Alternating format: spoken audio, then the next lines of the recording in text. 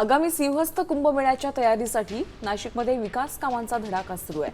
मात्र आता हीच कामं वादाच्या भोवऱ्यात सापडली आहेत। दक्षिणमुखी गोदावरीचा नैसर्गिक प्रवाह बदलला जाण्याचा धोका निर्माण झाल्यानं गोदाप्रेमींनी आक्षेप घेतलाय।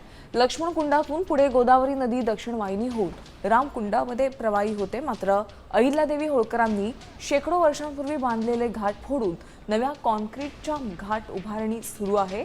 त्यामुळे संतप्त गोदाप्रेमींनी लक्ष्मण घाटाचं काम बंद पडलंय। गोदावरी नदीपात्रात कुठलंही कॉन्क्रिटीकरण न करण्याच्या नीरीच्या आदेशाला देखील हरताळ फासल्याचा आरोप करण्यात आलाय। आता जे कामं चालू आहे त्या कामांमुळे एकंदरीत गोदावरी नदीच्या नैसर्गिक प्रवाहामध्ये बदल होतोय आणि ती दक्षिण वाहिनी गोदावरी राहील का नाही त्याच्याबद्दल साशंकता आता निर्माण झालेली। ती पूर्व वाहिनी गोदावरी होत आहे।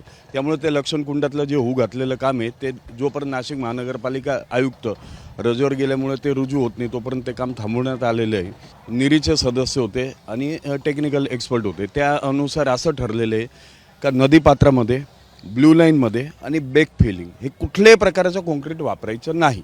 इथं सर्रासपणे कॉन्क्रीटचं काम सुरू आहे।